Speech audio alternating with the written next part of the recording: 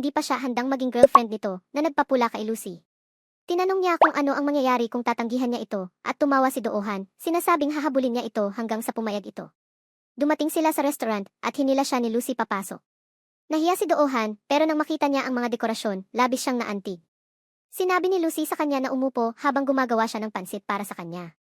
Nahihirapan siya sa kusina, nagkakamali sa mga sangkap at tumatawa si Doohan, kumukuha ng mga larawan niya. Sa huli, natapos niya ang pansit at kahit kakaiba ang lasa nito, iginigiit ni Doohan na masarap ito at masaya niyang kinain.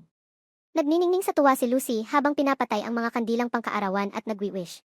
Nang buksan niya ang kanyang mga mata, tinanong niya kung ano ang kanyang hiling at mahinhing sinabi niyang siya ang kanyang hiling na nagparamdam kay Lucy na lubos siyang minamahal. Nang hihina, sa wakas ay sinabi niyang sa pagiging kasintahan nito. Tuwang-tuwa si Doohan, tinatanong kung handa na talaga siya at nahihiyang kinumpirma ni Lucy. Hindi niya mapigilang tumitig sa kanya, hinawakan ang kamay nito, hinila palapit at hinalikan, opisyal na minarkahan ang simula ng kanilang relasyon. Sinabi niya sa kanyang siya ang unang kasintahan nito at ang unang taong tunay niyang minahal at si Lucy ay nagningning sa kaligayahan. Lumipat ang eksena sa isang tahimik na sandali sa dalampasigan. Patuloy na nakatingin si Doohan sa kanya, namangha na siya na talaga ang kanyang kasintahan ngayon.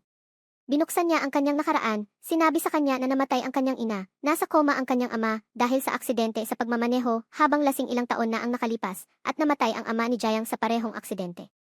Inamin niyang wala siyang sariling bahay, kotse lang at kaunting ipon at tinanong kung okay lang sa kanya ang lahat ng iyon. Pinakalma siya ni Lucy sa pamamagitan ng pagbibigay ng ginhawa at kabaitan, sinasabing magiging maayos ang lahat.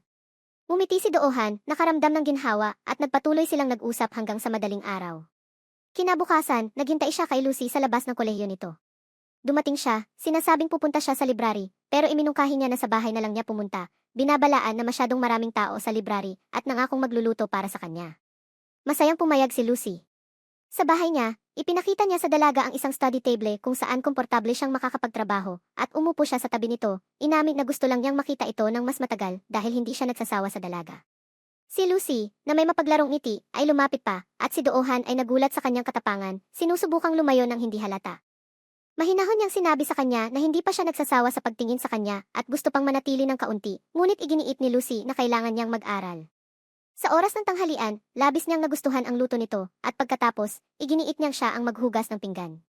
Sumama si Doohan sa kanya sa kusina, itinali ang isang apron sa baywang niya, at lumikha ng isang komportable at romantikong kapaligiran. Binibiro niya ito, tinatanong kung bakit naghugas ng pinggan gayong hindi naman niya ginagawa iyon sa bahay. Ipinaliwanag ni Lucy na gusto